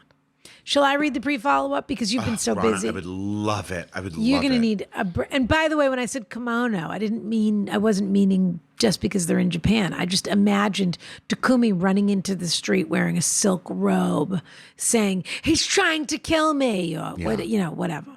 Plus, I have to sing the national anthem tonight at a Fairfax High School volleyball game. So I do need to rest my voice a little bit. Are you serious? Yeah. Can you explain that to me? Yeah, sure. I ran into someone who, at the Gelsons, a parent, who said, she was talking on her phone and she goes, do you know anyone who could sing the national anthem at my daughter's volleyball game? And I said, you're looking right at it. And she was like, what? And I go, I'm a singer and I would love to sing the national anthem at Fairfax High School. Singer. So it's all happening, Lana. Is it like 911 comes to Fairfax High or something like that? No, I don't think she knows about any of my accomplishments. I mean, I did list them to her, but yeah. Hi, Ron and Brian.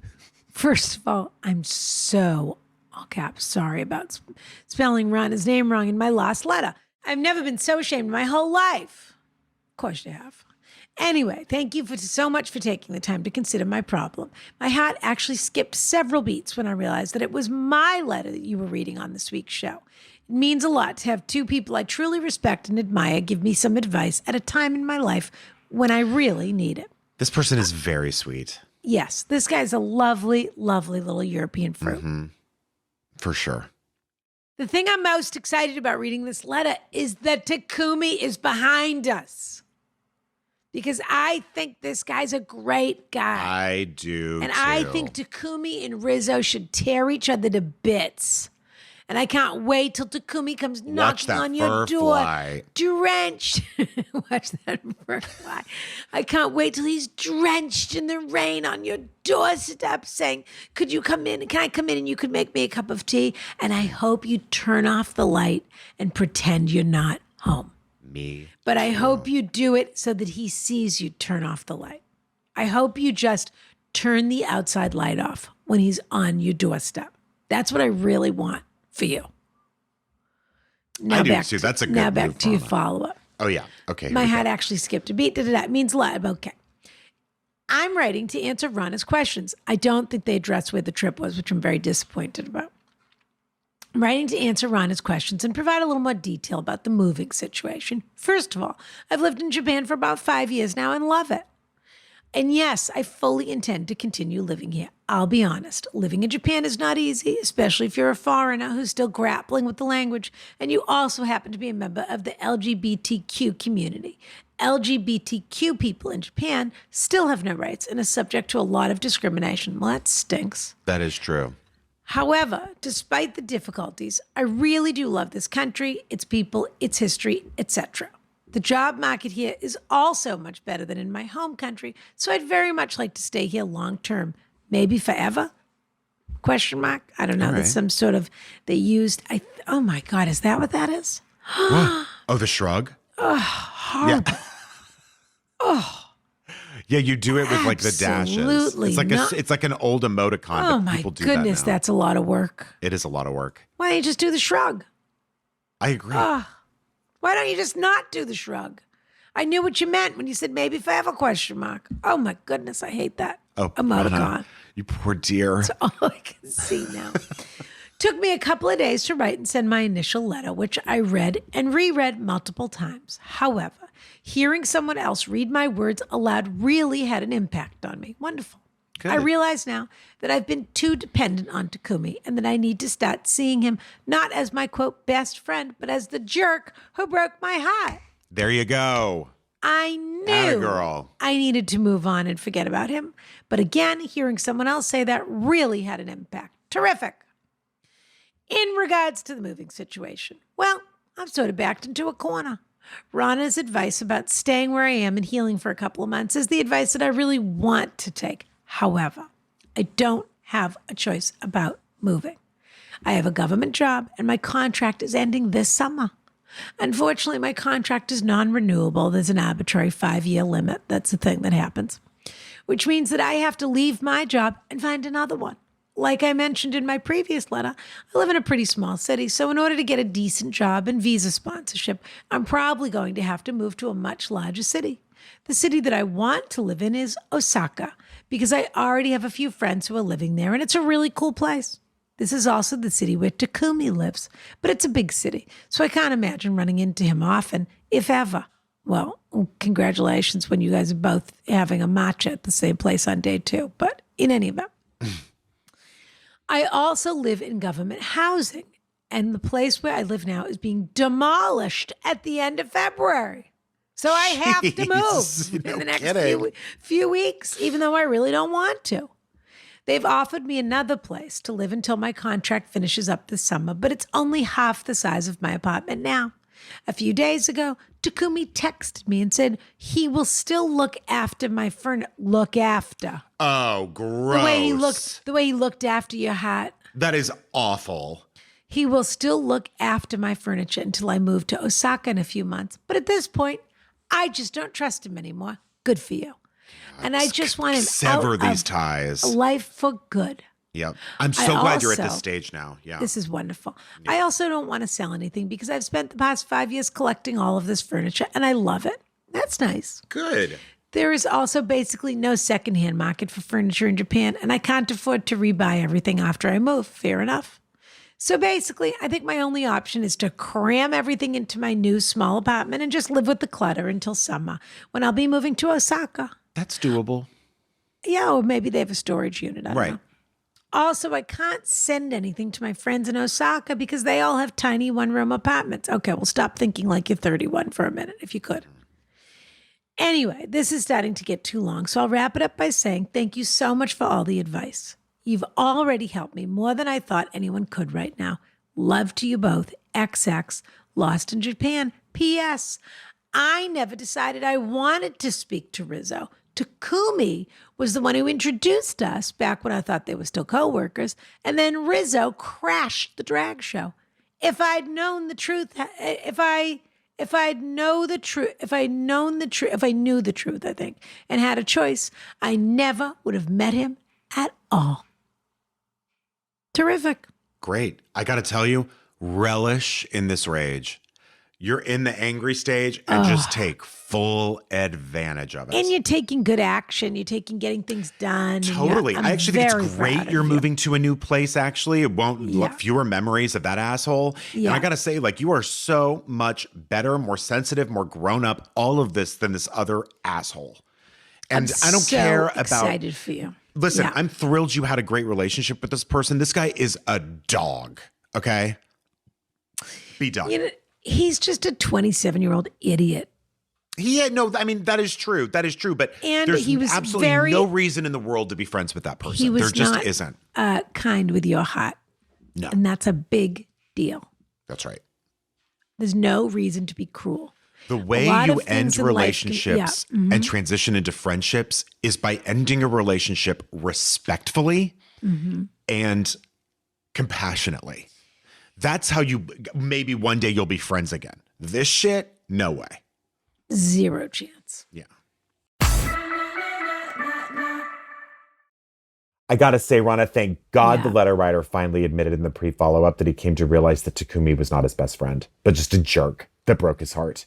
Well, I just want to say, did you know that Tony, dear Tony of the Carriage Manna House, from Heaven, Tony? That's the one, is actually in Osaka right now. Is he something else? The day this is, he's in Osaka. Oh, he'll chase, he'll chase a dream anywhere, Tony. Is he great?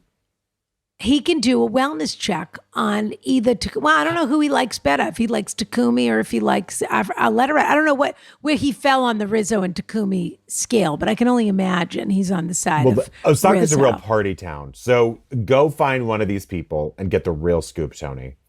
And by the way, everyone jumped on me when I said Rizzo on us that Rizzo was from the Muppets because I said it was Rizzo from Dustin Hoffman in Midnight You Cowboy. said it was Ratso Rizzo. That's the one. And Rizzo was the one, like the sous chef in Muppets Take Manhattan. In any event, if Rizzo wants to meet up with Tony, he should email askron@gmail.com. Absolutely. Yeah, today. Today's the day because Tony's there today. So get on it. I can't believe it. I can't believe it. All right, number 4. Is he there by his own? I mean, was he taken there or is he there because he flew there? Was he captured? No, he went on a little vacation. I can't wait to hear all about it. That's fun. All Okay, right. number 4, please. This one. This letter writer said this one. Well, this is sitting close to home for you because you're in Paris. Correct. Yeah. This letter writer had a 20. Oh, no. First of all, the letter writer's husband is a C-suite exec at LVMH, one of the LVMH companies, and gushed about how much he loves the show and the AR Social Club, and has mentioned that I think had their work used it or something that he saw somewhere that he was at a party where he thought someone was cribbing our Social Club box. Something like that. Oh, that's right. He was something to do with the blood orange margarita. That's Correct. what it was. Yeah. So, but this letter writer, whose husband we were incredibly impressed with, but this letter writer had a 20-year friendship that went wrong. Soured. Terribly. Yeah. Soured. Yeah. Rick Because there was cheated on some cheating involved. Yeah. Correct. Yeah. Rick cheated on his husband, Steve. They'd been together for 15 years, did so for 2 years before asking for divorce. Steve didn't know about the affair, blamed himself for the marriage ending, which is so shitty. Yeah. Anyway, you just need to listen to it because it's annoying, not from the letter writer's point of view, but I don't know. This person sounds annoying. And poor Rick. Rick is just Honestly. was busting out. Ghosted, all over. the gaslit. Terrible. Anyway. Well, Rick, they named him Rick because Rick is, anytime anyone names a character Rick, it's because they want us to hate them. So they did bias us a little, but Rick never wrote in, so we're going to have to take their word for it. Yeah. Anyway, listen up. Dear Ronna and Brian, I would love to gush about how much joy your podcast and Carriage House membership has brought me, but I think the better compliment comes from my husband. Oh, we didn't answer this yet? No, we've only talked about this, but we didn't answer it. Okay. Correct. And he already sent us a follow-up, by the way. He did. Because we said to him, we want to hear what your husband thought about the Halloween box. Yeah. Yes. Okay. Who is a C-suite executive, corporate suite, that means, running the company at an LVMH fashion company. He better tell us what it is, even if he just tells us. Because I have a feeling it's Skechers or something. I mean, I don't think LVMH owns Skechers. I'm going to look at what they own while you continue. It's what I want you to list. I'll keep reading, then I want you to list all the brands, and then I'm going to guess which one it is. Okay? Okay. The Oscar on a Social Club is impeccable. He has made his career on recognizing excellent product and presentation. He was a little skeptical about a, quote, liquor subscription box. But after one look at the Suyo Pisco set, he said, you're right. This is more than a subscription box. Well, that's not much of a compliment. Month after month, he asks me to serve your cocktails whenever we have company. That's a compliment. Always to rave reviews. If anyone is on the fence about joining, take the leap. You will not be disappointed. My question is, have you got the brands for me? I do. You ready? Yeah. Berluti, Celine, Dior, Pucci, Fendi, Givenchy, Kenzo, Loewe, Laura Piano. Loewe, Laura Piano, Louis Vuitton, Piano. Marc Jacobs. Yeah. Patou. Patou. Patou. I don't know what that is. Oh, yeah. And then Jean another one. Patou. Patou. And then another one, Moynat. Moynat. And Ramova. What? M-O what? Moynat. Moynat. Okay. I don't know and what what that else? And then Ramova. Yeah. Well, whatever Moyna is, it's extraordinarily expensive. What is it? It looks like it's bags. It's from French. They're the oldest Parisian trunk makers in history, but then it seems like mostly they make bags now that started at about $1,700.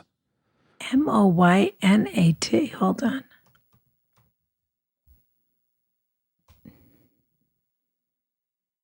I guess they do travel bags and stuff. Travel. Yeah, bags, I mean, I love everything you listed, but I'm a Goyard. I'm not a Moynat or what have you. You're right. It is sort of Don't worry. Goyard-esque. Henry will tell us. Yeah. Okay, these are my top 3 guesses. Baluti really resonated with me. Oh, okay. When you were naming them. Yeah. It's either Baluti, Patu, or Kenzo. It's one of those 3. Okay. They said a fashion one, right? Like I didn't go into like perfumes and cosmetics. Didn't they say fashion? Well, Patu is a cosmetics. So it's either Baluti or Kenzo. Got it. All right. Okay. I'll take one of any of those. Yeah, you sure will. That's true. You know it. Oh, I'm dying to hear. I can't wait for the follow-up. too. My question is about a 20-year friendship that has soured. Rick, who I've been close friends with since college, cheated on his husband of 15 years, Steve, for nearly 2 years before asking for a divorce.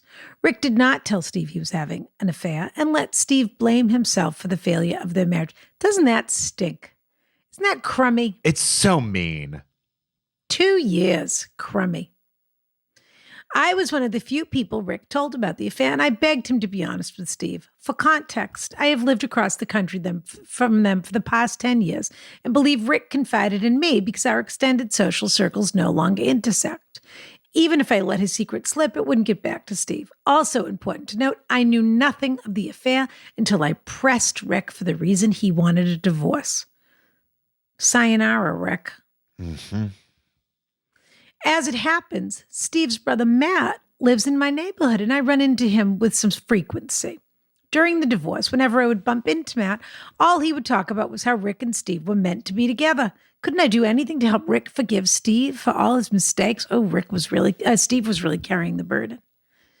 After weeks of this, I told Rick how his situation was putting me in a very uncomfortable position, hoping another reason to tell the truth would move him to come clean about the affair. Rick replied, I don't mind. Just don't talk to Matt anymore. Well, that's Rick for you. Oh, no kidding. Rick. I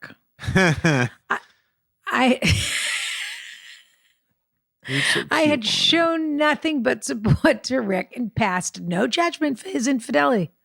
Well, you passed a little. You just passed a bunch of it in the paragraph. You passed to us. Mm-hmm. It's none of my business, and cheating is often an immature response to larger problems in the relationship. Well, sure, but not for 2 years. But you, quote, don't mind that I'm a casualty of your lie? To be so callous to someone who could very easily expose a devastating secret left a bad taste in my mouth. Wow. Yeah, that's pretty shitty. But isn't that interesting? What got to him in the end was not that he cheated on his friend for 2 years, was that he clearly didn't value his friendship at all. Was just sort of like, well, I don't care if it's weird for you. Oh no, I don't. By the way, I don't mind. That's the best. Yeah, I don't mind. What do I care that you're uncomfortable? I don't mind is the most honest thing you could say. I don't mind. That's true. It's making me very uncomfortable. I don't mind. It's so casually cruel. Yeah, I don't care at all. Literally don't care. Just enjoyed having a little walk around into telling you my business. Yeah. You will not be surprised to hear Steve eventually found out about the affair, and it did not go well for Rick. Thankfully, there were no children, pets, or money to speak of, and the divorce was finalized shortly before March 2020. Rick moved in with his boyfriend, and I thought our friendship had moved on. Okay. After quarantine, Rick introduced me to his boyfriend in person, and I have to say, he's a genuinely nice guy. Rick is happier than I've seen him in a long time. The problem is, I cannot stand either of them. I find them to be boring, humorless idiots. After the last time they visited, I intended to let the friendship fizzle out, hopefully chalked up to the physical distance, finally taking a toll on the friendship. So far, I am a fan of the way this guy operates. I'm in. However, I love the turn from, I have to say, genuinely nice guy. I can't stand them. They are boring, humorless idiots. Yeah. No interest. Perfectly interest. nice. No interest. Doesn't matter. Yeah. However, Rick has become suffocating. He calls me if I don't return his texts quickly enough to ask why I haven't responded, often without regard to the time difference. Huh.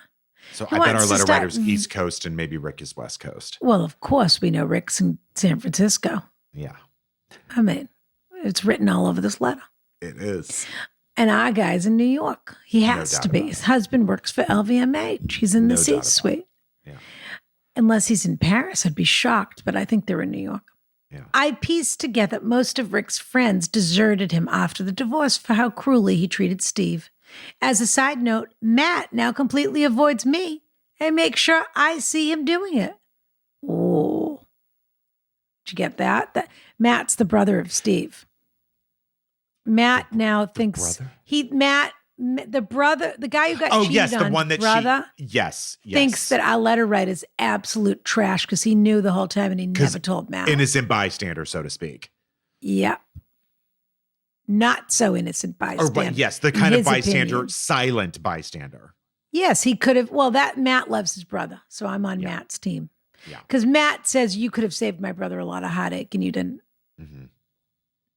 I have a full life outside of Rick, including twins under 2. Oh wow. Well, how about passing on that discount to baby Steve so she can get some Celine Or baby kids Brian. Or baby Brian. or Kenzo kids, which are very cute. I'll pay a discount. And do not have the bandwidth for a friendship I find draining and one-sided. I finally decided to take Rick's own advice, and I stopped responding to any outreach. Texts are left unread, Yeah. I think, Well. and phone calls are unanswered. It took a few weeks, but it appears that he has stopped trying to contact me. This is ultimately the desired outcome, but I do have some guilt. Do I owe him an explanation? Have I effectively ghosted him? Would it add insult to injury to reach out now and say, what? I no longer get any enjoyment from any part of our I friendship. know. What would the explanation even be?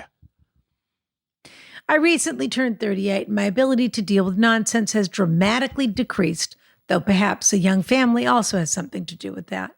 Am I throwing the baby out with the bathwater? Am I treating Rick with some callousness that he showed me? Any thoughts would be welcomed and appreciated. ARSC number 33, AR Social Club member 33. Wonderful. Now, we do have a follow-up here from this person, which we were going to get to later, but I think we should read it anyway. Why Shall not just we? read it? What was that? Oh, here it is. Do you want me to read it? Yeah. Dearest Ron and Brian, what a thrill Yeah. to be included. My husband is very particular about his margaritas, so it will come as no surprise that he loved the October cocktail. As with every box, it is the attention to detail that elevates this from a drink into an experience. What did surprise us was walking into the annual gala for the Michael J. Fox Foundation on October 29th at Casa Cipriani. Excuse me. Right. So we're in New York. As New I York. said, we're in New We're York. in New York, and seeing the signature Yeah. cocktail of the night was a blood orange margarita. No black salt rim, but they raise money for a good cause, so we won't hold it against them. If he wasn't in love with the Ask Ron a Social Club before, he fell in love that moment. Good taste, great quality, and a finger on the pulse. Yep. ASCR. I think they Number did that wrong. 33. ARSC is probably what it should be. ARSC. Yeah, ARSC Yeah. is a luxury. That's like LVMH and ARSC. Exactly. Is a luxury product as far as he's concerned, and at a fraction of what you could charge. As a merchant, he's not sure how you do it. We're both Well, he's right eagerly about awaiting- that. We're only No making kidding. $10 a month. Come on, everybody. But the experience is incredible. Incredible. Yeah. We're both eagerly awaiting November. ARSC number 33. So back to our letter here. Thank you, dear. Thank you for the update. And of course, We we love don't it. have our finger on the pulse, dear. We're setting the pulse. We are the pulse. Okay. Thank you, Rana. Thank you. Someone who We works are on ahead that event obviously is a member of our club and then stole our course. idea. Not to mention Nadia, who that I heard this week is going to be serving all these cocktails at her place and hopefully ordering the alcohol from Connor. That's right. Well, we told her to serve the honey and co cheesecake as her, which is an excellent signature dessert for a wedding and can Celebration. absolutely be individual little bird's nest portions. That was because she's Bird's Lebanese. nest. Isn't That's that right. what it was? Yeah. Yep, she's Lebanese. Okay, dear. how are we answering this question? I don't know what explanation you could give except to say, I don't want to be around you anymore. Go scratch. This is I would just write go scratch. Honestly, I think, or if you felt like you had to say something, I guess you'd say like, look, I'm just really busy with raising literal children. I just don't really have time for this friendship any longer. But I don't think you need to do it. You can't say something like that, but why? Well, you can't say I don't have time for this friendship any longer, because then the question is, well, oh, you have time for your other friendships, but not for mine. What did I do? Oh, okay. Throw him a Poochie scarf and say, get the hell out of here. I'm going to say something. Remember that gorgeous Poochie kaftan I wore to Baby Steve's party? Do you remember that? And now I know I could have had a discount. Oh, it's killing me. Listen to me. And also, don't they want to make Rana the face of one of their campaigns? Don't they want me selling the life and selling their bags? Don't they want you piled high on the trunks? Like Ryan Gosling with the Gucci luggage. Why can't I be on the trunks of the trunk company no one's ever heard of? You're pushing the trunks and I'm on. We need our own Bijan campaign. We absolutely need our own Bijan campaign and the ad goes in like the Rob Report or Vanity Fair or whatever. Yes. You're on top of the trunks and I'm pushing them with a kickback on the back. And I'm wearing the most stiletto of heels you could ever imagine. The most stiletto of heels that come right over the cuff. My leather pants, the cuff comes right over the stiletto boot. I don't see why they're not doing this. I'm not even kidding. It writes itself. In any event, Scarlett Curtis is working on our radio play. I haven't heard from her in months. I don't know who she thinks she is or what she thinks she's doing. Yeah. But I'm waiting. Come back to Mama. We never got the raclette. But maybe now this winter we can meet them in the Alps, her and Richard in the Alps. Oh, that's true. Yeah, and have the raclette my ticket in person. Yeah. As I said, that's why I have my Brussels mug, because I'm starting to plan all of my Alpine adventures. Yeah. Well, just make sure I'll go along. Speaking of LVMH, maybe he can get me a reservation or a discount at the Hotel Cheval, which I've been dying to try, the Cheval Blanc. Oh, in any event. Don't I know it? That has the Dior spa in it. Because it's owned by LVMH. Oh, it is? Yeah. I didn't know that. I've just seen pictures. Well, I just told you. I know, but I have necessary I'm staying at the Cheval Blanc the next time I'm in Paris, and I'm staying there in the Alps as well. So listen to me. Yeah. Yeah. Life has moved on from Rick, and here's Rick's little punishment, okay? What I was going to say before that is that I do think we put a little too much stock in this society, and you can correct me, Brian. Because this may be wrong-headed thinking on my part, okay? It may just be an old pattern and wrong-headed thinking, and you can tell me, honestly, if you think it is. I will. But I think we put a little too much stock in our society in this very moment in not being judgmental. That it's very important nobody be judgmental. Nobody can walk a mile in somebody else's shoes. And when we're totally maximalist about those ideas, we don't leave any space for behavior. Well, I will also say this. I want to say morals, but it's not really that, because it's not especially Yeah. This with guy people was you wrong. know who it's like, look, if that is, I wouldn't say this about a stranger, but with people in my life, it's sort of like, if you're treating me badly and whatever you're doing is trauma from your past, like do what people should do and get help for it. You know, my sympathy runs so far. There are things you should not do in this world. And there are just and when you have an you should not opinion do, about especially them, if to you a are friend. judging that behavior. Yes. You're not saying, there's a difference between saying Rick's a terrible person and saying Rick's behavior is terrible. And saying Rick's and a bad friend. I'm sorry, Rick's a bad friend. Yeah. He was a bad partner. That all can happen. And he's got bad taste in men. Yeah. Why would you want to why would you want to spend your few precious moments of free time away from your babies to spend it with 2 drips? But a couple of wet blankets. Yeah. But also allow me to release you from whatever obligation you feel to Rick. Because guess what? You gave Rick a nice couple of years, about 2 years, where you gave Rick the benefit of the doubt about full whatever access to your shoulder. nonsense behavior he was perpetrating on Steve without Steve even knowing. And let me remind you, you had to force Rick to tell you. You knew there was something spelled fishy with Rick, and you kept pushing, and you got your answer. And what you found out was the truth about Rick. When people show you who they are, believe them. You bet. Rick is not a good friend. Rick is not a good partner. No. And Rick is no longer fits into your life. And I don't think you need to say anything to Rick. But I don't either. If he pushes it and says, look, I haven't heard back, I mean, personally, I would be inclined to say, honestly, so busy with the twins that it's just, I'm too tired at the end of the day. Yeah. Sorry if I can't be as present as I used to be, but I'm maxed out. Mm-hmm. And I think first of all, I think it's okay if that's true.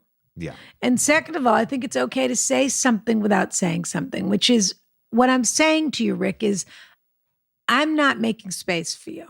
Yeah. And if you want to go talk to your therapist about why that is, that's fine. Yeah. But what you need to do, our letter writer, is not be talking to your therapist about it, because Rick does not deserve another minute of your time. I feel very strongly about that. When other people do something to you or around you that doesn't work for you, if you're just saying that's your behavior that you have to reckon with.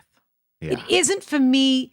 Don't put me in the position where I have to tell you what I think of it, or to absolve you, or to accept it. I think sometimes the most powerful thing you can do is make them sit in it by themselves. Oh my God. All they want is for you to be told they're not a bad person. Especially nothing is resounding as someone just being like, you know what?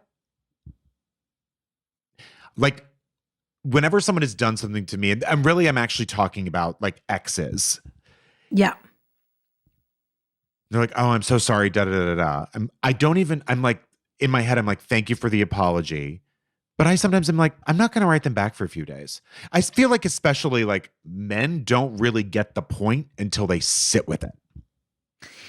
And an apology is something that needs to be accepted. I think there are people that think an apology is just when it's given. I feel better. Yes. But there is often great power and strength in saying, I hope it made you feel better to say that. Yeah. Oh, yeah. Run, I'm going to pass out. You know? Yes. You're not saying it's okay. You don't have to say it's okay to everybody. Mm-mm. It's actually not okay a lot of the time. And they know that. I'm not saying you don't accept apologies in life when they're genuine and when you're ready to, but it's okay to just say, well, thank you for your apology. Especially when you've got Matt's brother giving you the cold shoulder. Yeah, well, he's just the living reminder of what you already knew. And you have a little bit of guilt, and that's okay with me, by the way. You have a little bit of guilt. Look, do I think you needed to get involved? Was this all happening at the same time, clearly, that you were welcoming the twins and dealing, that was not your fight to fight, and Matt can feel however Matt wants to feel about it. As they say in South Africa, nah.